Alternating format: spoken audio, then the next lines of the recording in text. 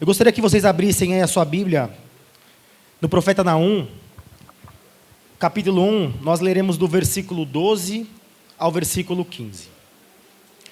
Mas antes de nós lermos esse texto, essa semana em especial, eu passei um pouquinho aí pelas redes sociais e a gente viu, é quase que universal o sentimento, né, das pessoas. Embora nós estejamos todos aqui com gratidão a Deus, a gente não pode negar que esse ano foi um ano muito difícil a todos nós. Não só nas coisas que tangem as nossas necessidades mais básicas, mas politicamente falando, na área da saúde, ideologias das mais variadas, cada vez mais tentando tomar espaço dentro das nossas casas, uma intervenção nunca vista do Estado, também nas famílias. E veja, com todos esses fatores, racionalmente falando, contrários, né, às nossas expectativas, o Senhor nos trouxe aqui. Mas a minha pergunta, até para que a gente entre no texto, e se de repente nós não tivéssemos circunstâncias palpáveis, ou seja, nós não tivéssemos sido recipientes de Deus, da sua graça, porque às vezes o Senhor nos permite passar por algumas situações a qual nós não recebemos um livramento imediato, ou a bênção que nós tanto precisamos. Por que eu pergunto isso? Porque a gente tem uma tendência muito forte de associar as nossas ou ações de graças, ou a nossa gratidão a Deus, a coisas acontecidas aqui e já. Ou seja, coisas meramente circunstanciais. Mas a pergunta para nós hoje, para que a gente entre no texto, é a seguinte: será que nós só temos esses motivos circunstanciais para render louvor a Deus? Por que eu pergunto isso? Se as nossas motivações de louvores, de graças a Deus forem tão somente circunstanciais, se elas nos faltarem, também nos faltarão gratidão a Deus. E esse é um texto muito propício para que a gente trabalhe, para que a gente medite. Afinal de contas, o contexto do profeta Naum era um contexto muito semelhante do qual nós estamos passando hoje. Dito essas coisas, eu gostaria que vocês lessem comigo o versículo 12 ao versículo 15.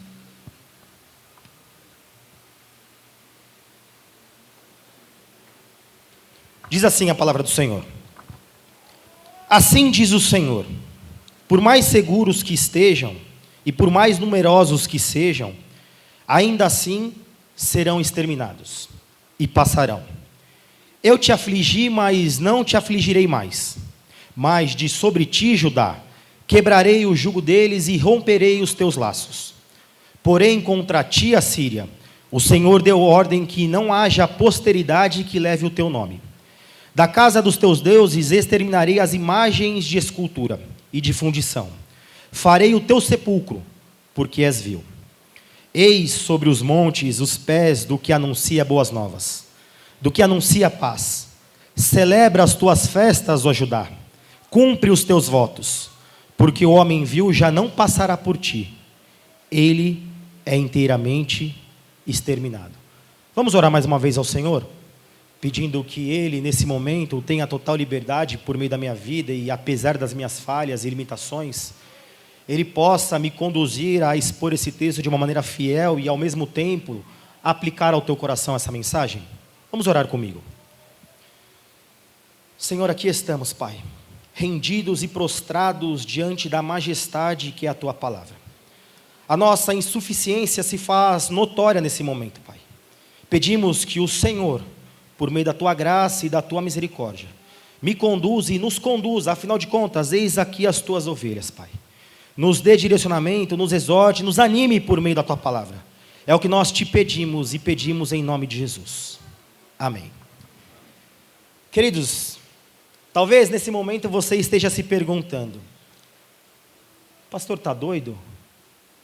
Um momento tão especial como esse, em que nós estamos aqui reunidos, com o intuito de render graças a Deus, uma mensagem tão dura como essa, uma profecia tão severa, o que isso tem a ver com esse momento, com o momento em que nós estamos aqui para expressar gratidão a Deus. Talvez numa primeira leitura nós sejamos levados a crer que aparentemente essa mensagem não tem nada a ver nem com o nosso contexto atual, tampouco com esse momento em específico, esse culto de ações de graça. Mas a verdade é que, numa leitura mais profunda, é o que nós iremos fazer hoje, nós veremos que esse texto tem muito a nos ensinar, muito a falar conosco. Tem um refrigério profundo de Deus para as nossas vidas.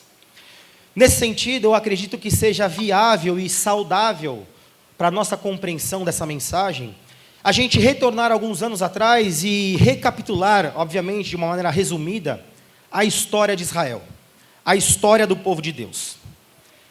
Eu vou tomar como ponto de partida o momento em que nós conhecemos como sendo o momento mais esplendoroso da história do povo, pelo menos no que tange ao Antigo Testamento. Eu estou falando do período do grande rei de Israel, Davi. Nós sabemos que nesse momento existia apenas um único rei. Esse rei, como eu disse, era o rei Davi. E por que esse momento foi muito especial? Pelo menos por 3 fatores. A política interna, lembra o que antecedeu o período dos reis? Os juízes. Era uma extrema bagunça. Cada um fazia o que queria e, enfim, era como se o povo de Deus já não houvesse mais um parâmetro, um referencial que os dirigisse. E, obviamente, isso trazia para eles consequências gravíssimas. Então, ao contrário disso, por que o período, principalmente de Davi, foi um período muito bom ao povo de Deus?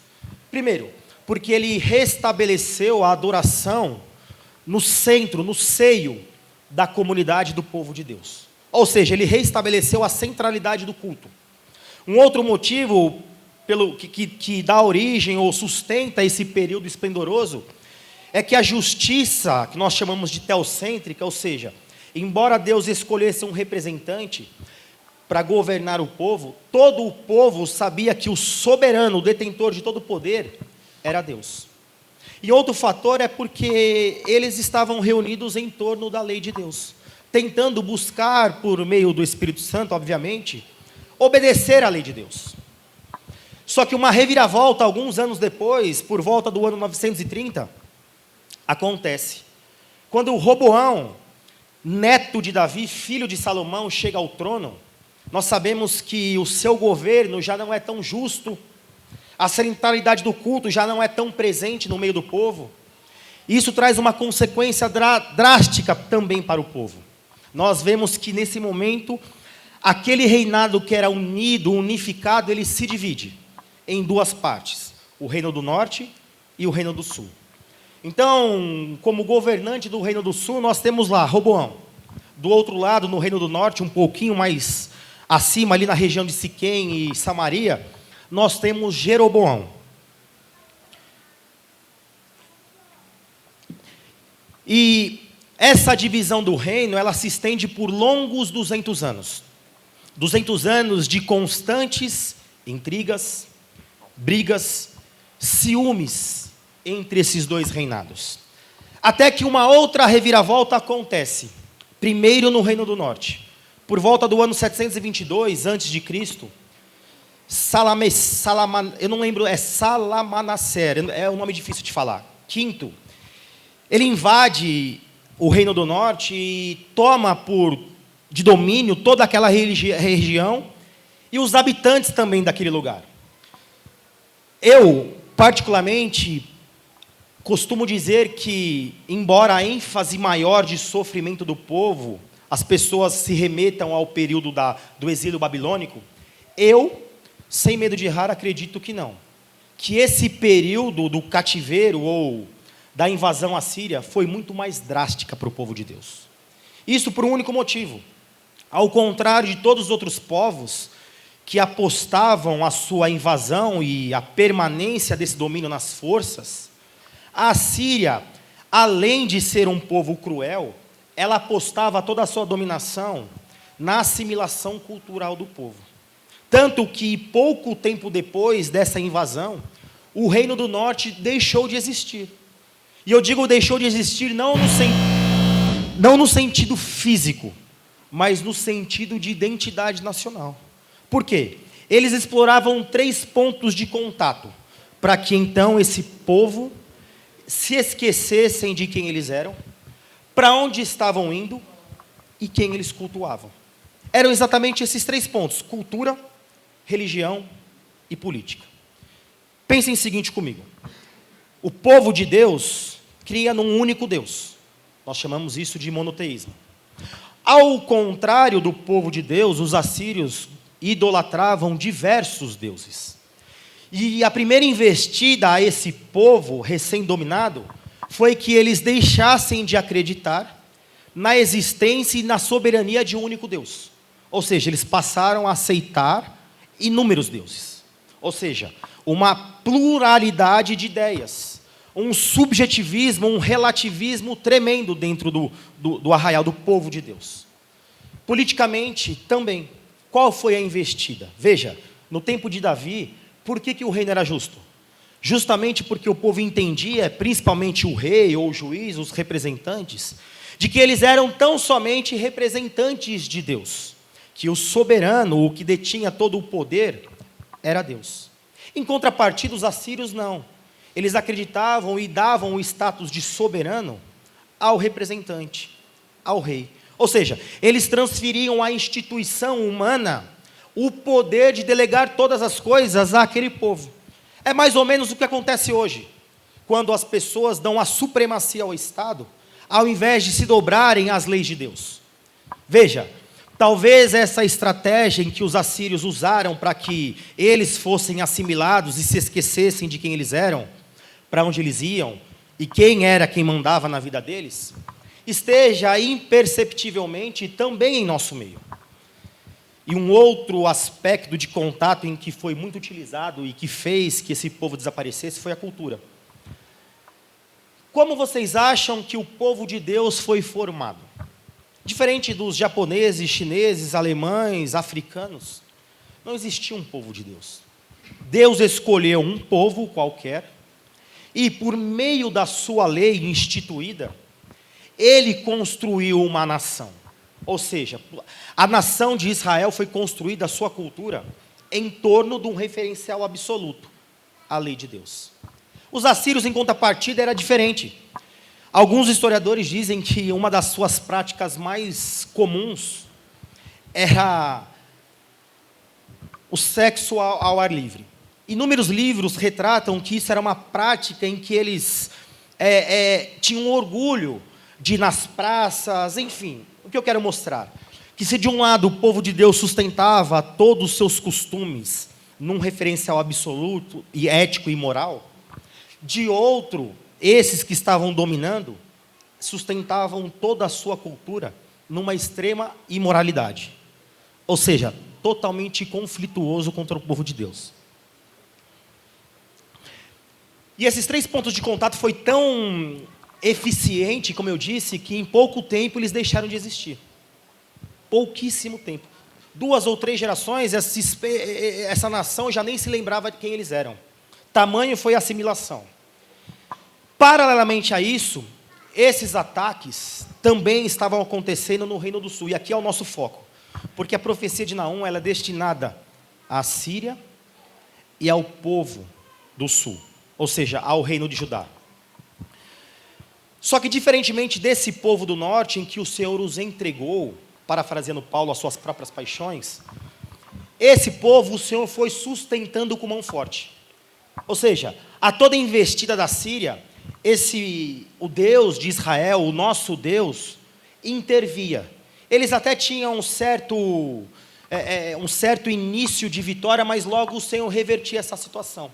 Isso desde Uzias, Acás, Ezequias, com Senaqueribe, até que chega o momento que nos interessa, é o momento em que Manassés é o rei de Judá. Um momento muito difícil para o povo de Deus. Por que eu quero enfatizar isso? A Síria, durante todo o relato bíblico, ela simboliza o inimigo principal do povo de Deus.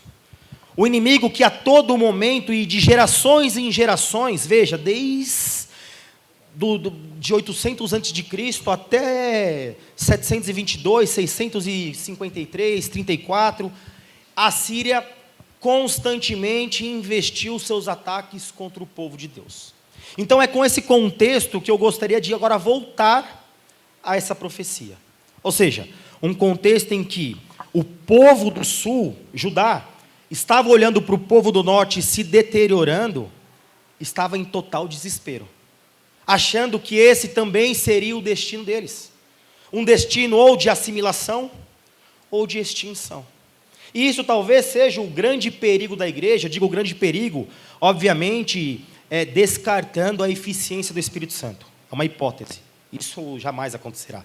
Mas, para que vocês entendam qual era o espírito de insegurança daquele povo. O que Manassés fez? Procurou o rei da Síria e propôs uma aliança com ele. O que ele disse?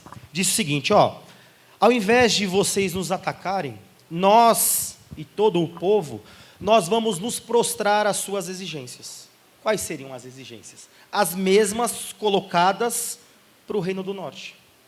E é nesse contexto que Deus levanta um homem, Naum, remanescente do reino do norte. Preste atenção nesses detalhes. Ele era um remanescente daquele povo que havia sido eliminado.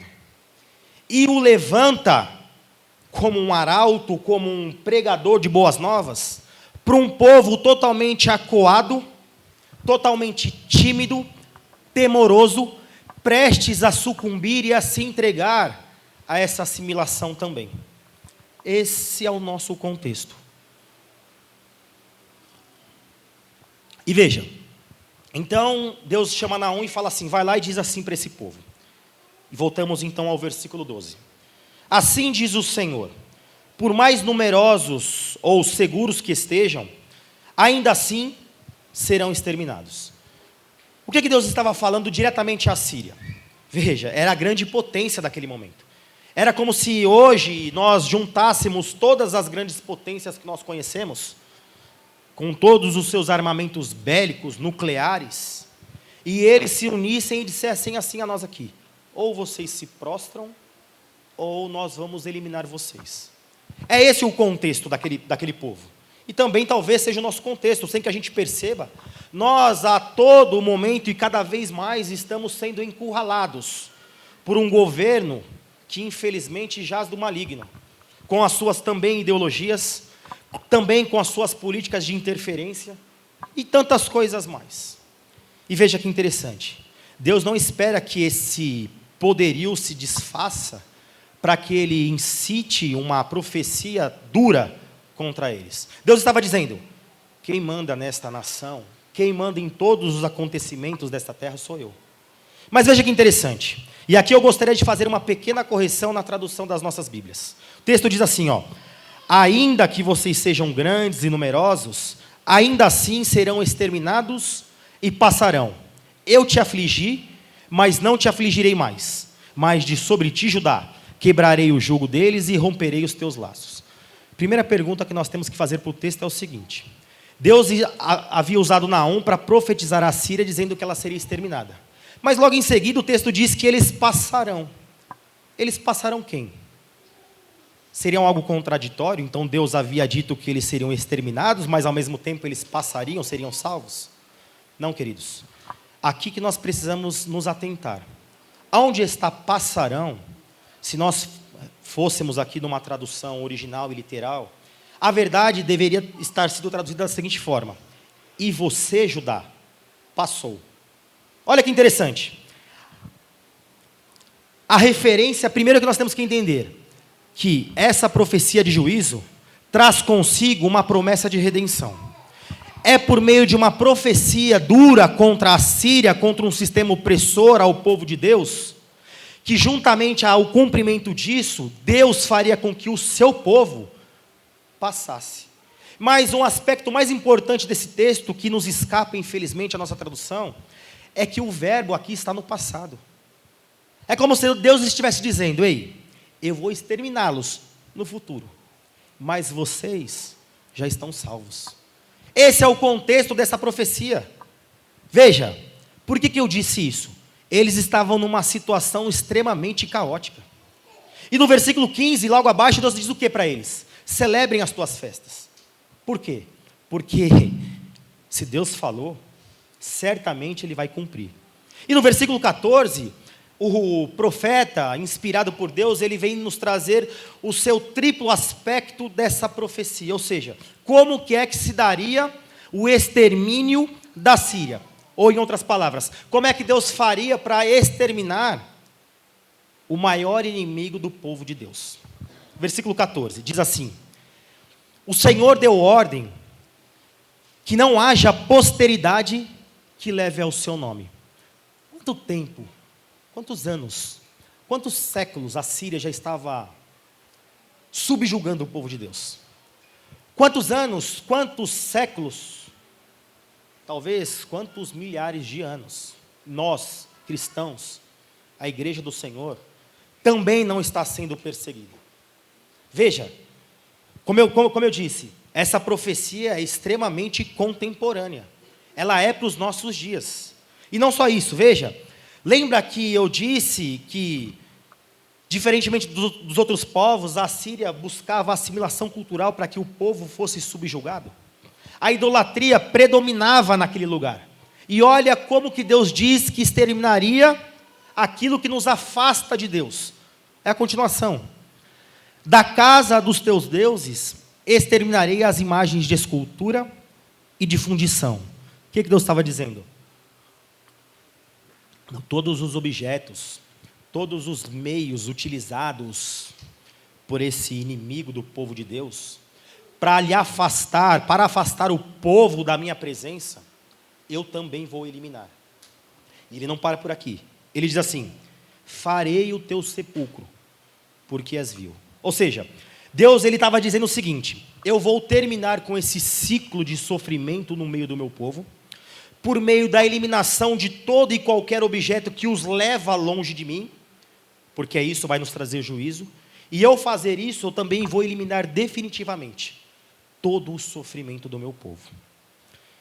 E isso é o grande motivo do versículo 15 dizer o seguinte: eis sobre os montes os pés do que anuncia boas novas, do que anuncia paz.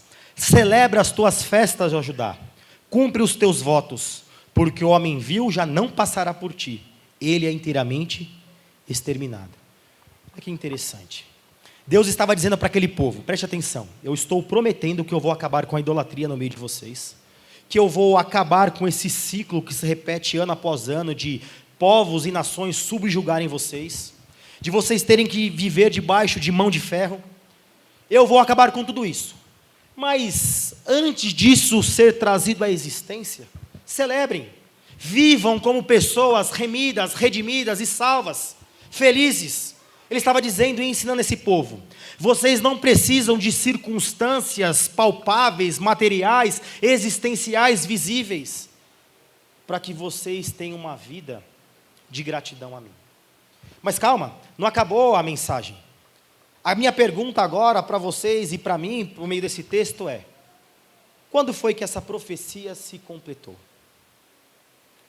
Pensem aí um pouquinho. Quando foi que Deus trouxe o cumprimento dessa profecia? Talvez alguns digam 30, 40 anos depois, quando o povo então do sul foi liberto das mãos dos assírios. Sim, em parte. Só que lembrem-se que a libertação veio por meio de um outro cativeiro, o cativeiro babilônico. O que eu quero dizer com isso? Que essa profecia não era para o tempo deles. Essa profecia é para o nosso tempo. O que Deus estava dizendo é o seguinte: por meio de palavras que a olhos nus, sem a presença gloriosa do nosso Santo Espírito, nós não entendemos a profundidade.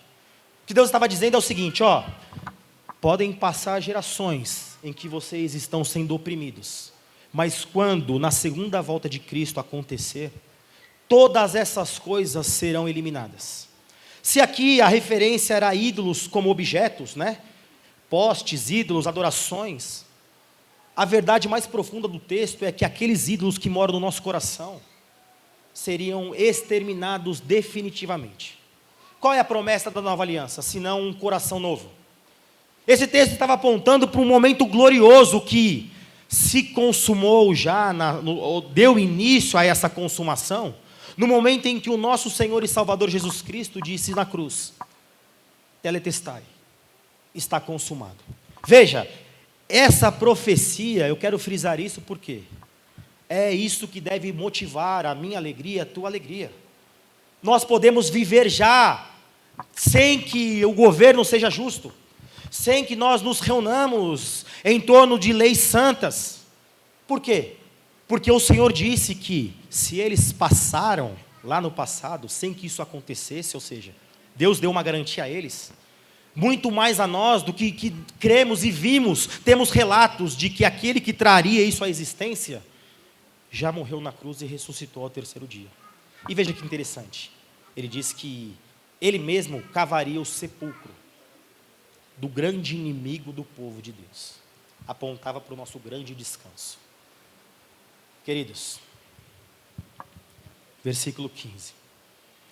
Eis sobre os montes os pés do que anuncia boas novas, do que anuncia a paz. Aqui é para nós. Celebra as tuas festas, ó Judá.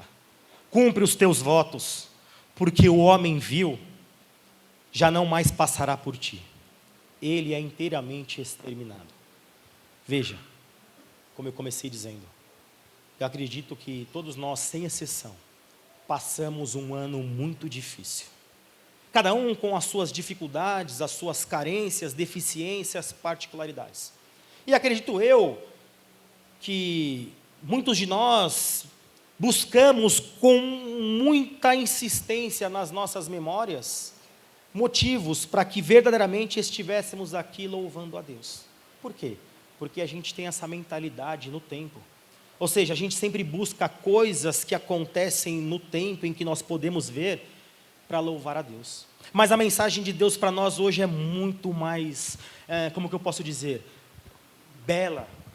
É algo que diz o seguinte: filho, filha, por mais que vocês estejam passando um momento difícil, por mais que as coisas sejam contrárias, vivam felizes. Suportem esse sofrimento, porque eu estou dizendo, eu vou acabar um dia com todo esse mal. Vivam de uma maneira em que vocês tenham atitudes de gratidão a mim. O que o Senhor está fazendo conosco hoje é tirando um fardo mentiroso das nossas costas. Que nós precisamos visualizar as nossas bênçãos, sejam elas materiais ou não, para que nós nos consideremos pessoas abençoadas. Veja, qual a diferença nossa entre nós e os assírios? Você já parou para pensar nisso? Nós pecamos talvez muito mais do que eles. E por que o Senhor derramou a sua bênção, a sua graça em nós e não nos assírios? Lembrando que 100 anos antes dessa profecia, Jonas havia sido levado a esse local. E até tinha tido um início de arrependimento desse povo. Sabe qual é a diferença? Isso também deve nos dar maior gratidão e ao final desse culto nós talvez estejamos mais gratos a Deus. É porque nós fomos escolhidos para fazer parte de uma aliança com Deus. Ou seja, a nossa justiça ou a nossa justificação não está depositada no que eu faço, nos meus acertos ou na minha ética perfeita, porque isso seria impossível. O fato de Deus nos abençoar e nos guardar de um dia mau que virá, sem sombra de dúvidas, é porque Ele nos amou. E não há motivo melhor. Acredito eu que não teria um texto melhor nesse momento tão difícil das nossas vidas, de sermos lembrados que o Senhor nos escolheu. A cada um que está aqui, o Senhor escolheu a dedo. Essa história de que Deus salva a igreja no sentido de uma salvação coletiva, isso é o maior engano. Deus, na eternidade, antes de trazer você e eu à existência, Ele disse, vou levá-lo porque vou salvá-lo. E tão somente por amor. Queridos, nesse momento, eu gostaria que você curvasse a sua cabeça e, em alguns minutos, meditasse nessa simples e singela palavra. E pedisse que o Espírito Santo, nesse momento, nas lacunas, na minha deficiência de apresentar esse texto a você, você pedisse que o próprio Espírito convencesse o teu coração, que nós não precisamos de coisas circunstanciais para estarmos aqui ou levarmos as nossas vidas a partir desse momento em gratidão a Deus. Não. nós temos um motivo que nos foi dado na eternidade, a nossa salvação. E não se esqueça, queridos, esse dia mau vai passar. Afinal de contas, depois do 6º dia, Deus descansou. Ele apontava um descanso eterno para mim e para você. Oremos a Deus.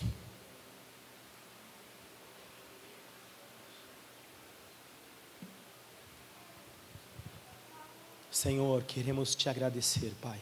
Queremos te agradecer porque a todo momento o Senhor, por meio do seu doce e santo Espírito, nos lembra, Pai, que temos motivos de sobra para, a todo segundo da nossa vida, entoarmos cânticos e ações de graças ao Senhor, porque algo está nos prometido e acontecerá. Afinal de contas, a garantia não foi ouro, não foi prata, mas foi o teu próprio Filho. E aqui nós estamos reunidos e gratos a Ti por nos lembrar esse coração, esse coraçãozinho duro e rebelde que tende a depositar as nossas alegrias e as nossas gratidões em coisas palpáveis. E facilmente nos esquecemos de uma promessa tão linda, de uma eternidade totalmente separada de sofrimento, de dor e de injustiça. E muito obrigado, Senhor, por nos lembrar que nós não precisamos esperar essa realidade ser trazida à existência para que nós tenhamos uma vida grata, para que nós tenhamos uma vida leve diante dos problemas. Obrigado, Senhor, porque tudo isso é feito por fé, e até a fé é um presente do Senhor a nós.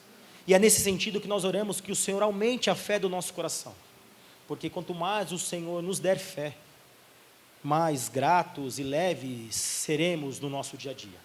Deus, nós não queremos mais depositar a nossa alegria, a nossa gratidão tão somente, embora essas coisas também sejam um presente do Senhor, mas nós queremos hoje agradecer por essa rica e linda promessa, que nós podemos viver agora e já, como salvos, remidos e em paz. E a palavra de Deus para nós é: celebre as tuas festas, irmãos, cumpra os teus votos, porque afinal de contas, esse dia mau passará. Ele já foi decretado e ele é inteiramente exterminado. Que Deus te abençoe.